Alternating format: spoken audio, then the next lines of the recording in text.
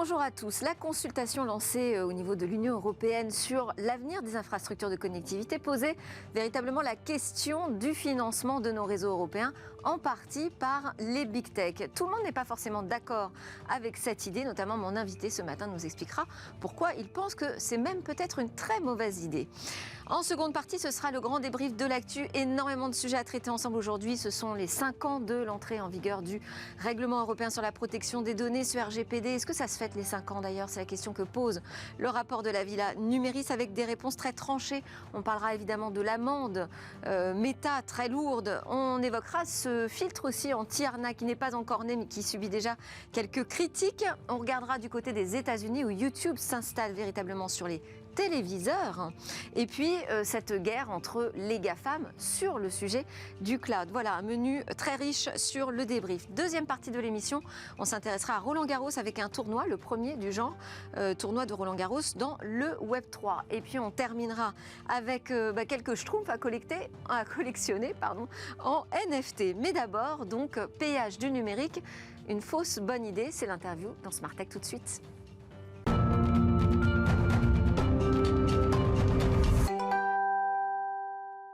Ce plateau est très rempli. Merci beaucoup d'être avec nous aujourd'hui pour ce Smart Tech spécial débrief de l'actu. Mikim Chikli, directrice générale de Weborama. Bonjour Mikim. Guy Mamoumani, entrepreneur, business angel. Vous êtes l'ex-coprésident et cofondateur du groupe Open. Merci aussi Guy. Bonjour. Et Jean-Christophe Le Touquin, président de Cyber Security Advisor Network. Avec mon meilleur accent anglais, Jean-Christophe, bonjour également. On va ensemble débriefer de l'actu avec notre invité spécial qui fait l'ouverture de Smart Tech aujourd'hui, Nicolas Guillaume, président, cofondateur de Netalis, un opérateur télécom multirégional. Vous êtes en région PACA, Franche-Comté, Bourgogne-Franche-Comté et Alsace. Vous accompagnez, vous, les professionnels de l'indépendant jusqu'au TPE, PME et en allant même jusqu'aux collectivités et institutions dans leurs projets de connectivité.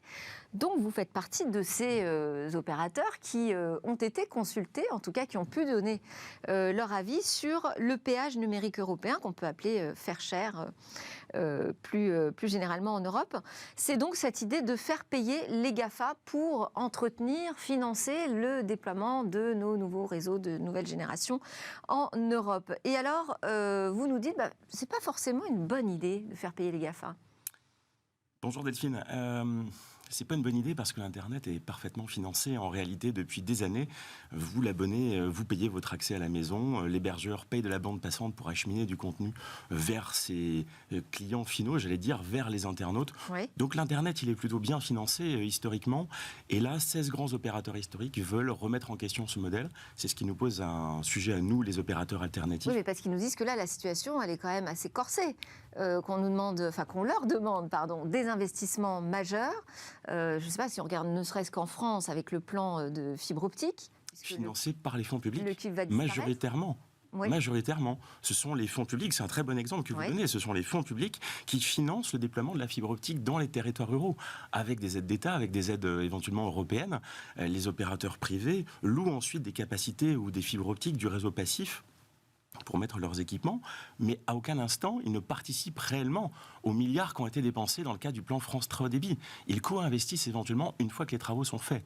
Donc ça veut dire que s'il devait y avoir une contribution, il faudrait qu'elle revienne vers les collectivités, éventuellement vers l'État autrement, mais pas dans les poches des opérateurs historiques. Et ça, c'est pas ce que vous avez entendu sur qui empochera la manne fournie par les GAFA? D'après ce que nous disent les lobbies des grands opérateurs européens, à commencer par les TNO, on a le sentiment que ça vient dans la poche éventuellement des actionnaires des grands opérateurs historiques, et que ça ne revient pas dans la poche de l'Union européenne et par extension des États qui effectivement participent au financement du déploiement du très haut débit. Est-ce que ça ne le fera pas de manière indirecte, puisqu'on aura peut-être besoin de moins d'aide publique pour entretenir ces réseaux dans ce contexte? Comment inciter à l'investissement dans les boucles locales? Parce que c'est ça le sujet, c'est investir dans les boucles locales pour accorder des utilisateurs.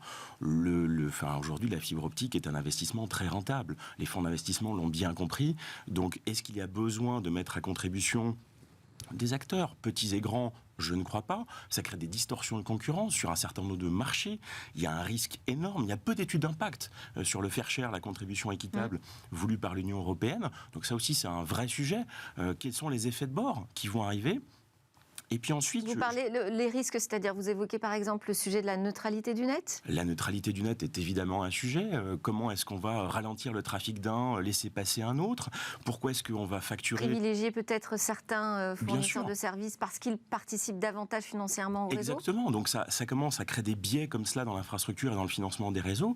Et puis on parle des GAFAM. Mais un des principaux injecteurs de trafic Internet en Europe, il s'appelle OVH. Il est made in France. Donc, est-ce que OVH, qui est un acteur du cloud souverain, qu'on essaye toutes et tous d'aider, sans doute, avec d'autres, Scaleway, Clevercloud, et j'en passe, qui participent à notre écosystème, ces gens-là vont avoir des coûts de bande passante et de réseau qui peuvent augmenter. Est-ce que c'est sain de faire cela alors que, encore une fois, eux cherchent à rivaliser face à des grands acteurs internationaux ? Donc, moi, je crois qu'il y a un danger majeur pour la concurrence dans les télécoms qui se passe plutôt bien depuis 20-25 ans, en tout cas en France et maintenant dans d'autres pays d'Europe. Il faut préserver cette concurrence et cet écosystème qui fonctionne. Et il ne faut pas dépositionner un modèle économique qui va, je le répète, en effet de bord, impacter plein de secteurs. L'audiovisuel.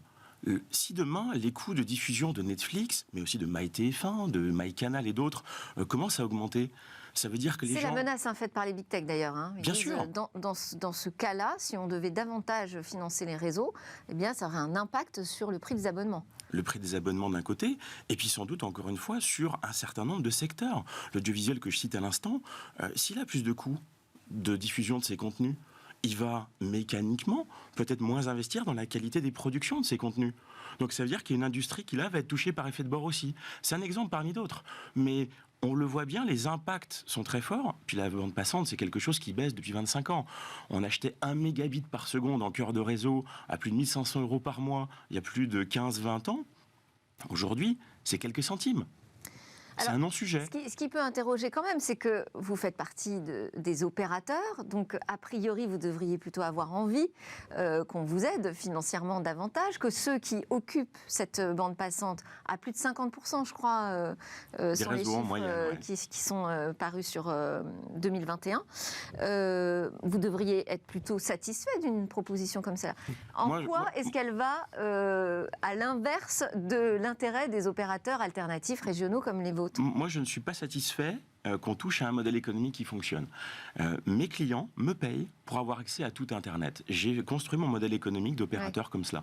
Je ne l'ai pas construit avec le financement ou la ponction de quelque chose à quelqu'un d'autre. Ce n'est pas mon modèle de fonctionnement, ce n'est pas comme cela que je fonctionne avec de la subvention publique ou autre. Ce n'est pas mon modèle économique. Première chose. Deuxième chose, si je commence à dépositionner ce modèle, j'ai des risques énormes, et notamment bureaucratiques. Vous imaginez si demain je dois facturer les peut-être 50 000 réseaux d'accès ou réseaux d'hébergeurs qui injectent du trafic sur le réseau de Netalis ? Mais c'est impossible, c'est ingérable. Je ne veux pas faire ça. Donc je pense que comme tous mes confrères opérateurs alternatifs, on veut se concentrer sur nos métiers, fournir un excellent Internet ouvert vers tout le monde, vers tous les hébergeurs, vers tous les fournisseurs de contenu, sans aucune difficulté. On le fait très bien.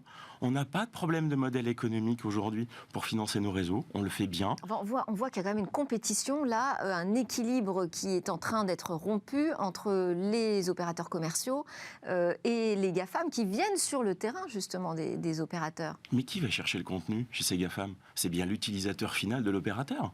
Que ce soit dans le cadre du B2B que je représente, où là, on va vers des usages de cloud, par exemple. Mais c'est mon utilisateur final, c'est l'entreprise qui va chercher du contenu, qui choisit de s'héberger vers un cloud quel qu'il soit. Et donc, ils envoient la requête via mon réseau et le trafic revient sur mon réseau. Ils me payent pour faire ça. Quand vous êtes à la maison, que vous utilisez Netflix ou MyCanal, vous faites la même chose. C'est vous, utilisateur, qui payez 30, 40, 50 € par mois, plus parfois des services optionnels. Donc, c'est le métier de l'opérateur de transporter ce contenu d'un sens dans l'autre. Ce qui ne doit pas changer. Ce que je veux dire, c'est qu'aujourd'hui, la valeur, on voit bien qu'elle est quand même du côté des usages et des services. Les opérateurs ont envie sans doute de se positionner un petit peu différemment sur ce marché, d'aller capter davantage de valeur. Les équilibres sont en train de changer. Est-ce que l'opérateur classique est obligé de rester un fournisseur de tuyaux uniquement ? Cette notion-là, elle est vraiment très intéressante. Depuis des années, il y a eu un certain nombre d'essais d'investissement dans les contenus ou autres. On le voit bien avec les opérateurs français, mes grands confrères ont des stratégies d'investissement tous différents, mais se sont refocalisés sur les réseaux avant tout. On l'a vu avec Orange qui est sorti d'un certain nombre, par exemple, d'activités autour de l'audiovisuel là-dessus. Chacun son métier, j'ai envie de dire. Qu'ils fassent très bien leurs investissements, qu'ils fournissent un excellent service d'accès à leurs clients finaux. Je pense que c'est ça, effectivement, le métier d'un opérateur. Ça fonctionne bien. Et là, ils veulent avoir des revenus complémentaires, supplémentaires. Encore une fois, je pense que l'utilisateur demande un service, paie des services complémentaires. C'est ça, d'ailleurs, le propre de l'Internet. Et je pense qu'il faut que ça reste tel que c'est, un Internet ouvert. Jean-Christophe Le Toquin, j'avais envie de vous entendre sur ce sujet. Non ? Vous n'avez pas envie de vous positionner ? Cette idée de faire payer les GAFAM, c'est une fausse bonne idée, vous pensez également ?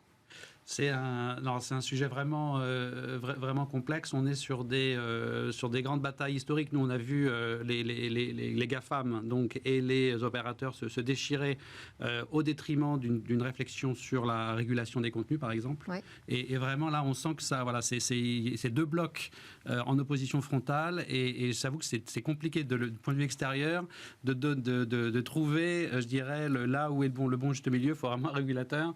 Et c'est vrai que là, il n'y a pas il n'y a pas de bon, il n'y a pas de gentil, quoi. Ça, c'est clair qu'on l'a vu dans ce domaine de la régulation. Notre réaction en plateau ? Bon, parce que je posais la question à Jean-Christophe, parce que vous étiez vraiment dans ce milieu des fournisseurs d'accès quand on s'est connus il y a quelques années. Donc c'est vrai que les choses ont énormément changé sur les modèles économiques. Et aujourd'hui, quand même, la question se repose sur le métier des opérateurs et la concurrence des big tech sur leur cœur de métier également. Après, la solution, c'est peut-être pas de faire payer nos réseaux européens. Allez, on va continuer avec le reste de l'actu qui nous occupe. Vous restez avec nous, bien évidemment. Nicolas Guillaume, président cofondateur de Netalis. C'est parti pour le débrief.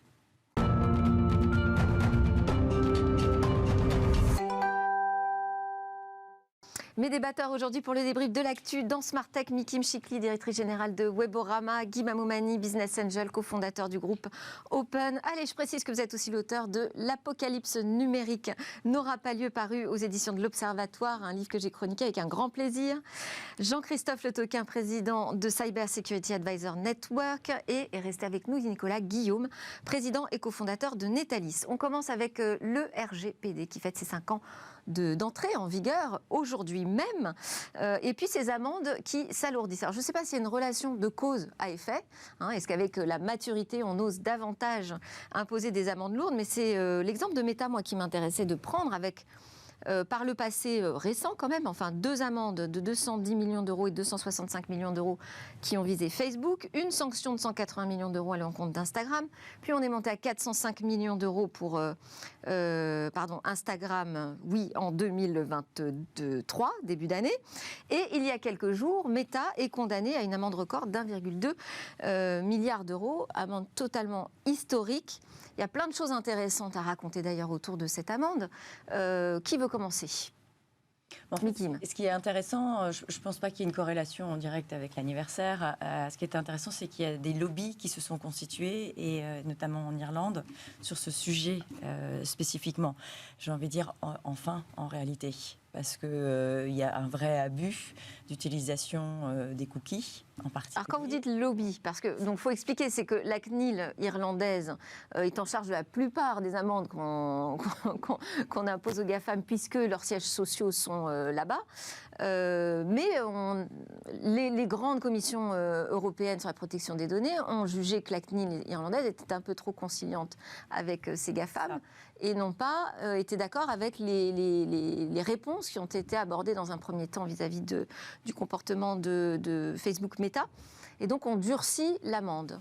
Oui, donc vous dites, quand vous parlez des lobbies, c'est le lobby des commissions européennes sur la protection des données ? C'est le lobby des commissions européennes sur la protection des données. C'est aussi certains particuliers, entre guillemets particuliers, des entreprises derrière qui se sont portés, qui ont porté leur voix haut et fort pour dire que ça suffisait.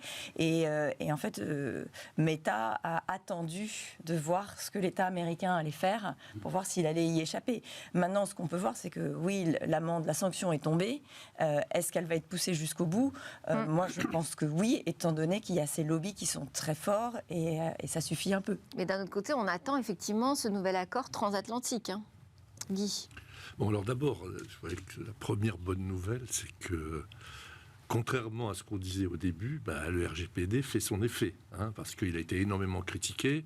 Et personnellement, moi, j'ai toujours défendu cette régulation parce que je trouve qu'on n'aura pas d'avènement de la transformation numérique s'il n'y a pas une régulation. De la même façon qu'il y a des lois et de la police dans le physique, il faut qu'il y en ait aussi dans Internet. Alors en plus, je trouve que c'est vrai qu'il y a une sorte de corrélation qui s'est passée dans les dernières semaines, mais en fait, c'est tout à fait logique. Il y a un règlement, il y a une loi, il faut le respecter, ça n'a pas été respecté, il y a une amende, et tout ça va dans le bon sens. Donc, personnellement, je suis assez content de voir que le RGPD est en train de prendre sa vitesse de croisière, en quelque sorte. Oui, parce qu'on a l'impression quand même que ça a été un peu lent au démarrage et que sans doute les premières entreprises qui ont été visées, c'était plutôt des petites entreprises sur le territoire européen. Oui, je pense que moi je dirais que l'évolution est, si on regarde sur un temps long, en fait, on est encore dans une enfance. Dans l'enfance de la régulation, le RGPD a 5 ans, et grosso modo, c'est un enfant de 5 ans. Je pense qu'il faut... Seulement. Non, je pense que parce que la technologie, en 5 ans, on peut construire un réseau social de 1 milliard d'utilisateurs. On ne crée pas une régulation mature en 5 ans, parce que voilà, il faut que comme dans le domaine des télécoms, il faut que les gens grandissent, comprennent l'environnement, développe, je dirais, des mécanismes d'influence et de lobby de réaction. Et là, on est dans cette phase de test. Et on voit même dans la décision du régulateur irlandais, il dit non, mais moi, c'est pas moi qui ai voulu cette régulation, on m'a forcé la main. Oui. Et il le dit noir sur blanc. Et quand on voit ça, évidemment, ça affaiblit quand même la portée de la décision. Et pour les appels à venir, forcément, ça va montrer qu'il y a de la dissension au sein des régulateurs. Mais c'est ça, de pouvoir dire on n'est pas d'accord et on prend des décisions en désaccord en respectant la majorité, ça c'est quand même très positif, même si ça affaiblit dans l'immédiat la décision. Et puis le régulateur, il faut quand même comprendre qu'on est dans un contexte, comme l'a dit Madame, on attend une décision, un accord entre les États-Unis et l'Europe, et clairement Facebook espérait que la décision tombe, elle n'est pas tombée, elle tombera peut-être pas, et donc voilà, il y a vraiment un jeu là d'attente et de... Alors, Jean-Christophe, vous dites que cette dissension, ces voix dissonantes, on va dire, au sein de l'Union européenne, affaiblit un peu le RGPD, mais l'attente aussi de ce nouvel accord, de ce nouveau bouclier sur la capacité, l'autorisation en fait des entreprises américaines à faire sortir les données des Européens du territoire et les traiter aux États-Unis, ça aussi, ça affaiblit le RGPD. En fait, on s'aperçoit de toutes les failles là de ce règlement. Alors c'est exactement, j'allais dire, vous avez mis le doigt sur le problème du RGPD. Parce que vous parlez des entreprises américaines qui souhaitent exporter des données, mais il y a aussi les entreprises européennes qui travaillent aux États-Unis, qui sont confrontées au même sujet. Donc, ça, c'est quelque chose que nous avons souligné dans une étude que la Villa Numéris a faite justement sur le RGPD, c'est qu'il y a d'un côté cette nécessité de régulation qui est bienvenue, et de l'autre côté, une sorte de pragmatisme à avoir pour pouvoir fonctionner pour les entreprises américaines, mais aussi les entreprises européennes. C'est pour ça qu'on attend, il n'y a pas que les Américains qui attendent cet accord. Il faut absolument trouver des solutions pour, en même temps, j'allais dire, libérer le fonctionnement de la donnée dans l'espace mondial, et en même temps, une régulation qui nous protège tous. C'est ce qu'on essaye de faire avec le RGPD. Alors, effectivement, on va en parler de ce rapport qui sort également aujourd'hui même de la Villa Numéris, donc le think tank, qui pose cette question. 5 ans de RGPD, ça se fait, point d'interrogation. La réponse, c'est pas vraiment oui. Jean-Christophe et Guy, vous faites partie du groupe de travail data de la Villa Numéris. Le constat, c'est que aujourd'hui, le RGPD pose plutôt beaucoup de problèmes. Oui, c'est un rapport qui n'hésite pas à être un peu parfois caustique sur les acteurs en place, aussi bien les défenseurs des données personnelles que les régulateurs. Oui. Et en soi, c'est un rapport intéressant parce qu'au moins, il n'est pas consensuel. Il met les pieds dans le plat. Il met les pieds dans le plat, donc au moins, ça lui donne des chances d'être lu. Et il pose la vraie question finalement, qu'on est dans un système profondément immature et il remet en perspective, je dirais, le défi côté industrie. Donc, européens ou américains d'ailleurs. Et je pense qu'il faut, à un moment, il faut reconnaître qu'on est en état d'enfance ou de préadolescence et que du coup, c'est des crises, c'est beaucoup d'inconnus. Mais je pense que si on se met dans le temps long, il faut accepter que c'est une évolution salutaire et que c'est un progrès. Donc oui, c'est un progrès, mais qui plonge beaucoup de monde dans le désarroi et ça va continuer pendant quelques années. Oui, ce rapport, c'est le résultat de 6 mois d'audition de diverses origines, à la fois des entreprises, mais aussi des institutions, des organisations, des indépendants, des politiques aussi. Éric Bothorel y a participé, le député. Ce qui ressort aussi, c'est les propositions qui nous disent, justement, il faut être davantage pragmatique dans l'approche. Moi, ce que j'ai compris surtout, c'est ce règlement européen sur la protection des données pénalise les entreprises européennes de manière trop importante, que parfois les conséquences sont très graves, jusqu'à engager la fermeture de nos entreprises. Et donc, il faut trouver un moyen d'être plus conciliant, et notamment parmi les propositions, proposer d'être davantage dans les obligations de moyens que de résultats. Est-ce que vous êtes d'accord avec ça ? Oui, alors d'abord, franchement, j'ai contribué moi à ce rapport depuis le début, et il y a eu un effort de fait par nous tous d'avoir l'audition, j'allais dire, de toutes les tendances sur ces sujets. Oui. On n'a pas cherché du tout à l'orienter, et on a consulté vraiment un maximum de personnes qui pensaient très différemment. Et ça, c'est intéressant. C'est ça, pour cela qu'on arrive à une sorte d'analyse un peu objective des choses. Alors, le premier point, c'est que la conclusion du rapport, c'est de dire heureusement qu'on a cette régulation.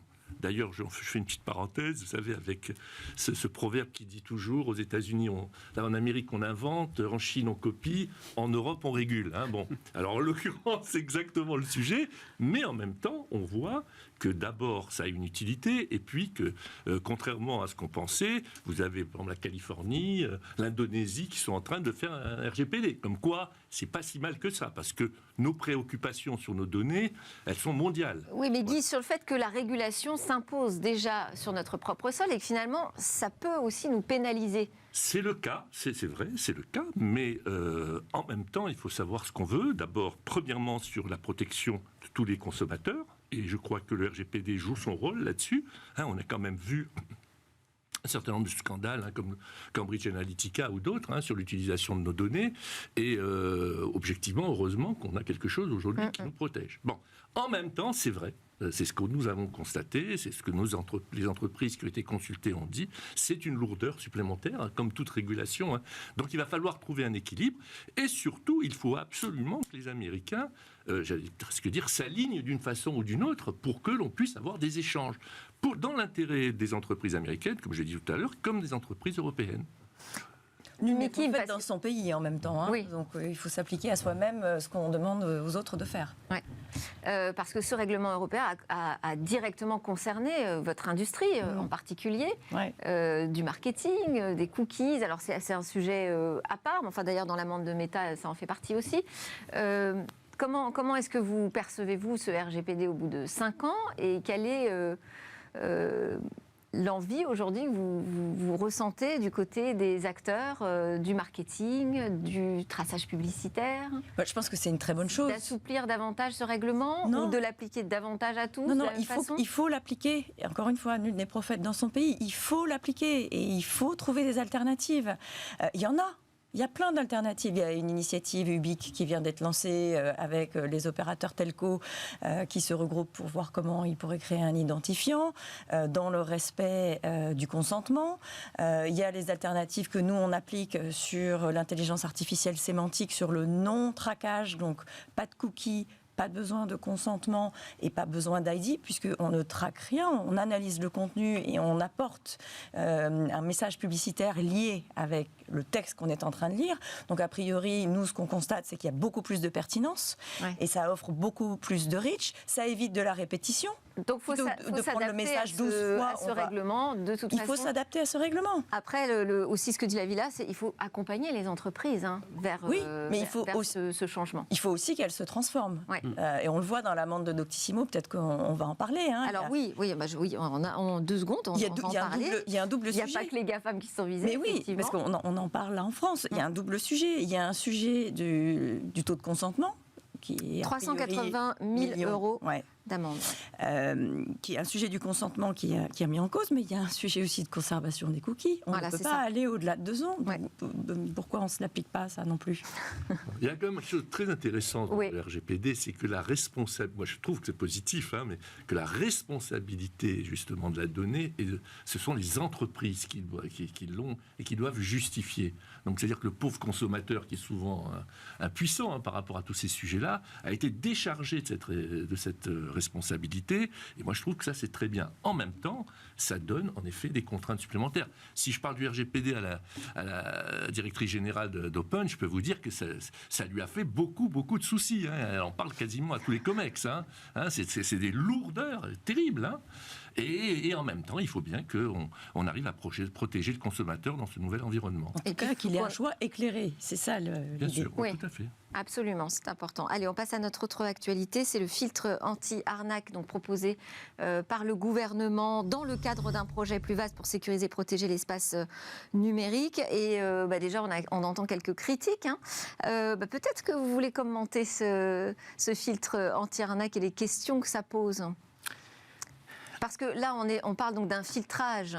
En fait, pour protéger les consommateurs, on va les alerter lorsqu'ils se connectent sur des sites frauduleux. Et ces sites frauduleux donc, vont être repérés.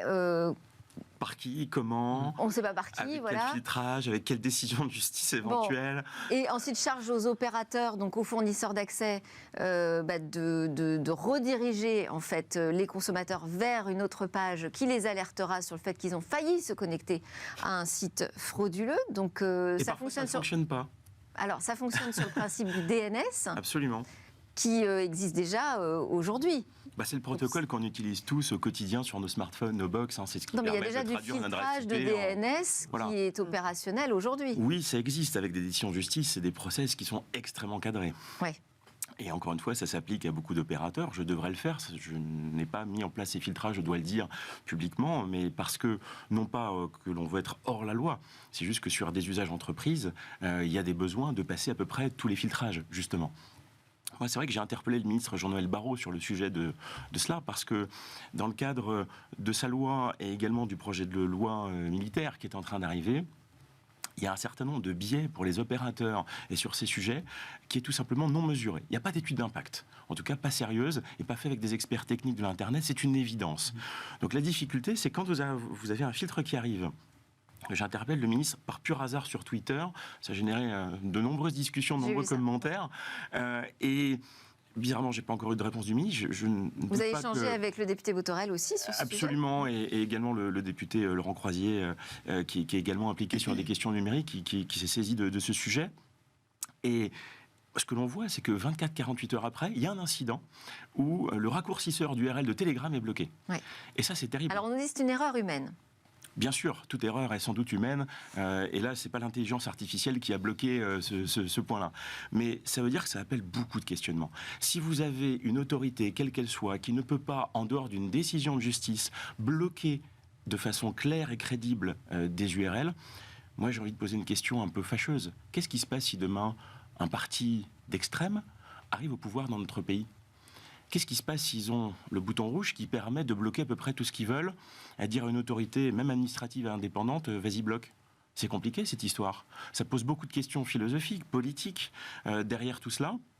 Et sans doute que ça part d'un bon constat. Au début, on avait plutôt les polémiques sur ça va servir à rien, parce que ça n'empêchera pas les fraudes, puisqu'il va falloir déjà qu'il y ait eu des fraudes pour pouvoir repérer ces sites. Et là, vous nous dites qu'au contraire, ça va être trop pénalisant, qu'on va vers quelque chose de dangereux? Quand il n'y a pas d'impact qui est bien mesuré, qui est bien cadré, c'est mal fait. Et là, c'est le cas. Je pense que le gouvernement part d'un très bon sentiment, en fait. Enfin, le ministre, moi, je n'ai surtout pas le critiquer. Ça part vraiment d'une très bonne idée, de protéger le consommateur. On vient de le dire avec le RGPD, on est tous là pour ça. Dans le numérique, on n'est pas des cow-boys. On a de la réglementation, on a de la régulation, et on essaie de faire le job correctement. Mais là, on a des effets de bord et des impacts qui ne sont pas mesurés sur plein de sujets. Et résultat des courses, ça ne passe pas. Et le dispositif est très mal cadré. Donc il faut l'itérer, il faut le modifier. Et c'est en ce sens que avec, je pense, les gens de l'AFNIC qui dirigent le point .fr, avec les fournisseurs d'accès, petits et grands, avec quelques experts techniques. Si on se mettait un peu plus souvent autour de la table, en lien, pourquoi pas, avec le Conseil national du numérique, qui théoriquement est une instance qui doit être consultée à chaque fois qu'il y a une loi qui touche le numérique, je le rappelle. J'ai pas le sentiment qu'ils ont été consultés sur ce sujet. C'est bien dommage.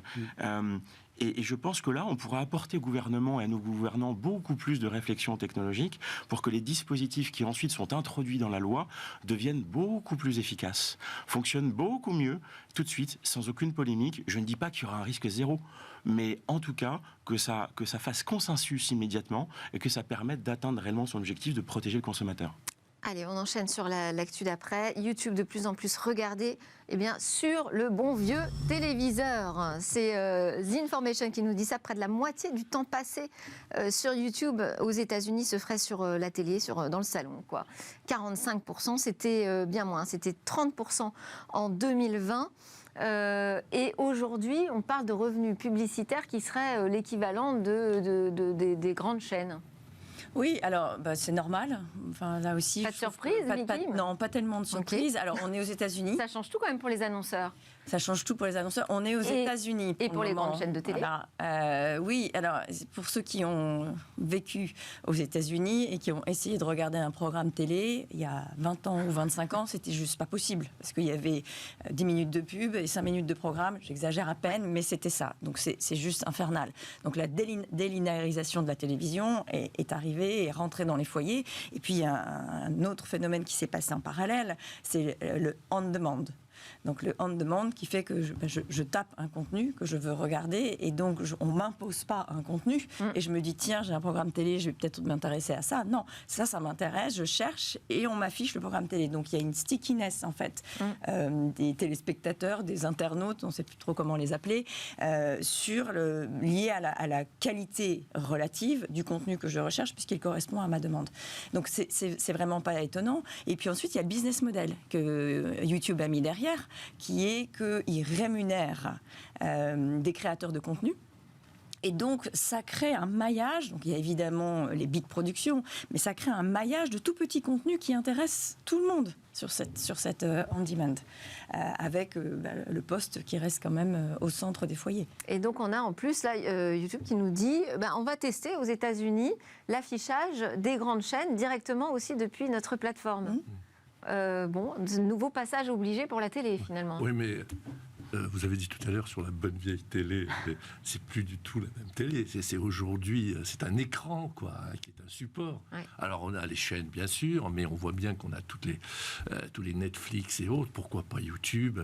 Et franchement, malgré tout, en termes de confort pour regarder la télé, c'est que moi, Bismart, j'aime bien regarder la télé, quand même. Sur le canapé, voilà, dans le salon. Sur le canapé, Mais par contre, il faut rester dans cette idée que vous avez parfaitement décrite, c'est-à-dire le voir quand on veut, au moment où on veut, voilà. Et ça, c'est intéressant de voir qu'on peut finalement une convergence entre la télé historique et puis la nouvelle génération. Mais pour le positionnement de ces chaînes, ces grandes chaînes traditionnelles, c'est quand même un séisme. C'est un sujet, mais regardez ce que fait Amazon sur les droits. C'est les droits du sport où ils sont engouffrés, la polémique de Roland Garros l'année dernière avec le quart de finale. Donc ils vont tous aller sur ce sujet-là. Bon, on reste sur le thème des GAFAM avec les géants à couteau tiré sur le cloud. C'est la dernière attaque en date vient du vice-président de Google Cloud qui s'est dit très inquiet du comportement anticoncurrentiel de Microsoft qui utilise son leadership et sa base d'installation pour vendre ses produits dans le cloud. C'était dans un entretien aux Échos. Ça vous fait sourire? Ben oui. C'est le paradoxe. C'est un peu l'arroseur arrosé. Ouais. Oui, je pense que c'est le paradoxe en fait de situation qui veut ça. Quand vous avez deux géants qui se battent entre eux, déjà c'est plutôt sain pour la concurrence. Mais quand vous en avez un qui n'arrive pas à prendre assez de parts de marché aux dominants, il y a plein de questions qui se posent. Est-ce que c'est la qualité des produits? Est-ce que c'est des sujets commerciaux, économiques? C'est assez passionnant, je trouve, de voir ces deux géants qui se touchent, qui s'affrontent. Alors les trois, parce qu'il y a Amazon qui avait lancé les hostilités, donc Amazon qui est en tête aujourd'hui sur le marché du cloud et qui voit Microsoft grandir, donc ça l'inquiète aussi. Et Google qui se demande s'il va rester le petit dernier comme ça derrière. Ce qui est drôle aussi, c'est cette petite phrase très sympathique. Regardez Teams, nous dit le vice-président de Google Cloud. Ce n'est pas le meilleur produit au monde pour la communication vidéo. vidéo. Mais il est devenu très rapidement leader grâce à son lien avec Office 365. Et Windows. Et oui.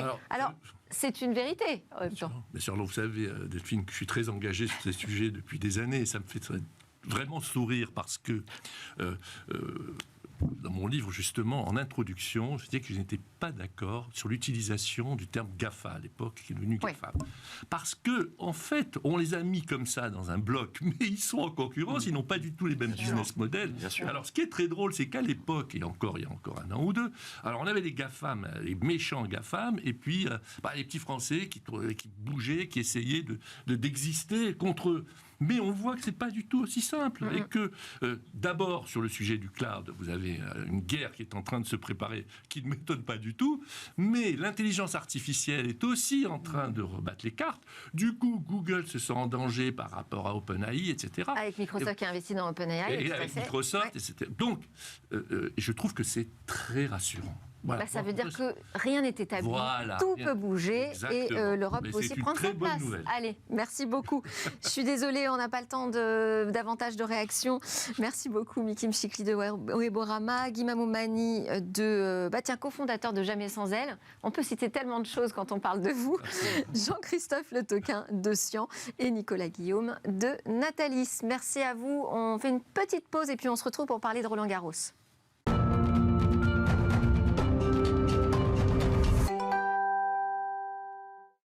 C'est la deuxième partie de Smart Tech qui démarre. Merci à tous d'être restés avec nous et merci à mes invités. Nicolas Guillaume, président cofondateur de Netalis, Guy Mamoumani, business angel, ex-coprésident d'Open. Merci beaucoup, messieurs. Nous recevons avec grand plaisir Caroline Flessier. Vous êtes la directrice générale de la FFT, non pas la Fédération des télécoms, mais la Fédération française de tennis. Vous allez nous parler de ce premier tournoi de Roland Garros dans le Web 3. Donc un tournoi virtuel qui se déroule vraiment dans l'univers de Roland Garros, aux mêmes couleurs. C'est très joli, on a des images à vous montrer. Et c'est ouvert aux détenteurs de NFT, précisément aux détenteurs de NFT Balman, puisque vous avez choisi comme partenaire cette plateforme de tournoi de tennis qui est basée sur les NFT. Alors comment ça fonctionne ? Tout à fait. Donc, bonjour à tous. Donc, en fait, c'est assez simple. Ce qu'on a voulu faire, c'est reproduire cet univers du monde du tennis, de la stratégie tennis. Et donc, on a voulu laisser la possibilité aux fans de rentrer dans la peau, en fait, d'un stratégie manager du sport, du tennis. Donc, en fait, je vais sur la plateforme Ballman Project, j'achète des NFT et ensuite, je vais miser sur mes joueurs. Un petit peu comme il y a eu dans le foot, en fait, ce dont on parlait tout à l'heure. Avec Sorare. Exactement. Ouais. Et donc, je vais miser. Et puis, en fonction du déroulement du tournoi, je vais gagner et je vais passer les tours. Donc, je choisis les joueurs sur lesquels j'ai envie de miser pour ce tournoi. Et ensuite, ça se déroule vraiment comme une vraie compétition. Il y a des pré-qualifications. Des qualifications, d'ailleurs, on est en ce moment dans les qualifs, je crois. Les pré-qualifs, je crois. On est encore dans les pré-qualifs. D'accord. Là, on va avoir quelques... on commence à avoir... alors, je crois que les pré-qualifs, ça suffit... Oui, ça se finit le 28 mai. Voilà. Je suis un peu en avance. Dans les pré-qualifs. C'est ça. Et puis ensuite, il y aura les qualifications et le vrai tournoi avec un tableau à 128 joueurs. Et alors, on a combien de joueurs au tableau ? C'est une grande compétition. On a démarré avec 4000 joueurs. Ouais.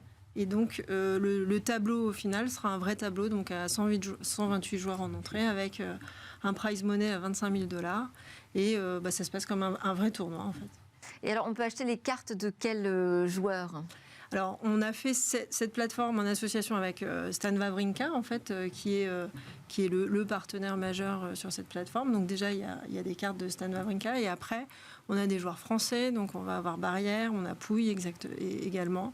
Donc, allez voir, c'est assez génial. Avec vraiment des caractéristiques. On va choisir le revers, le coup droit, les coups tactiques des joueurs. Donc c'est un vrai jeu de stratégie. Exactement, oui. Et il faut s'y connaître un petit peu en tennis pour avoir une chance de remporter la compétition, j'imagine. Il faut, oui. Et alors, c'est un tournoi virtuel, mais avec un gain réel ? On gagne de l'argent ? Oui, c'est un tournoi virtuel avec un gain réel. Donc nous, à la fédération, en fait, donc c'est pas la première année où on fait des NFT. L'année dernière, déjà, on avait fait donc le cours central, le cours Philippe Chatrier en NFT. On avait ce projet qui s'appelait Game Sit and Match, où on pouvait, on avait modélisé en fait le cours Philippe Chatrier en NFT. Et on est toujours dans l'alliance en fait du monde virtuel avec le monde physique et réel, puisque dans le fond quand même on a des fans de tennis qui aiment venir à Roland-Garros, donc on peut gagner des places de tennis pour venir voir des vrais matchs. On peut également venir tester la terre battue de Roland-Garros. Il y a vraiment des expériences. On est vraiment dans l'expérientiel. Qu'est-ce qui intéresse la fédération dans ce type d'opération ? C'est vraiment l'expérientiel, en fait. La fédération, on a ce motto, en fait, pour Roland-Garros qui est bouger les lignes. Et bouger les lignes, c'est tester des choses. Donc typiquement, je vous parlais de Game Sit and Match l'année dernière qu'on a fait. On a mis en vente 5000 NFT. On en a vendu à peu près un petit peu moins de la moitié. C'était pas un franc succès parce que on a commencé à rentrer dans ce Web3. C'est quand même assez complexe à comprendre. Et donc, on a testé, on a fait venir des fans, on a essayé d'animer cette communauté. On avait 1400 utilisateurs sur Discord. Et puis, cette année, on s'est dit, il faut qu'on continue dans l'expérience, puisqu'on le voit aujourd'hui, les NFT, vous pouvez avoir... quand vous achetez juste des tickets pour aller dans un stade, en fait, vous pouvez avoir un ticket gold en NFT, par exemple, sur votre téléphone. Et puis, après, vous avez une expérience qui se joue dans le réel. Et ça vous permet de développer, en fait, tout ce qui est fidélisation aussi, tout ce qui est meilleure compréhension de nos fans pour une meilleure expérience. Ça va nous permettre de faire évoluer les produits. Ça doit vous parler, Guy Mamoumani, parce que vous avez des garçons qui sont à fond dans le Web3 et les NFT. J'ai pas le temps de vous faire réagir. Merci beaucoup, Carole Flessier, directrice générale de la FFT. Je précise que vous succédez à notre ministre des Sports, d'ailleurs, à ce poste. À suivre notre regard sur Uvalweb. On reste dans le domaine des NFT, d'ailleurs.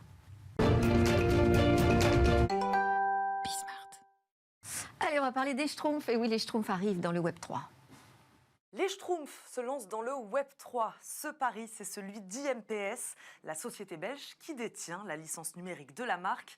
Elle lance ce mois-ci une collection de NFT enregistrés sur la blockchain Ethereum et à l'effigie donc de ces petites créatures bleues imaginées par l'artiste Peyo. Une collection importante puisqu'elle se compose de 12 500 œuvres baptisées The Smurf Society ou la Société des Schtroumpfs. Ici, chaque NFT représente un personnage en 3D. Le cuisinier, le poète, le costaud. Vous pourrez retrouver plus de 250 personnages, chacun décliné de 50 façons différentes. En plus de compter parmi les collectionneurs de ces œuvres, si vous détenez un de ces NFT, vous aurez accès à des avantages, type rencontre avec des célébrités ou encore gagner des billets pour des événements sportifs. Et d'ailleurs, vous le faites aussi pour la bonne cause. Une partie des bénéfices ira aux ONG engagées dans la lutte contre le réchauffement climatique. Alors, le prix des tokens n'a pas encore été déterminé. Il se fera sur la base des montants des offres et de l'offre totale, surtout de NFT. En gros, c'est l'engouement suscité par la collection qui va déterminer le prix. Et ça, c'est tout le pari d'IMPS, car c'est en effet l'une des franchises de divertissement les plus populaires au monde. Selon une étude menée par IMPS, justement, 95% des gens dans le monde connaissent les Schtroumpfs. Merci à tous de nous suivre régulièrement. Merci à Nicolas Guillaume, président cofondateur de Netalis, à Guy Mamoumani, business angel, ex-coprésident d'Open, et Carole Lynn Flessier, directrice générale de la Fédération française de tennis. C'était Smart Tech. Je vous souhaite à tous une excellente fin de semaine.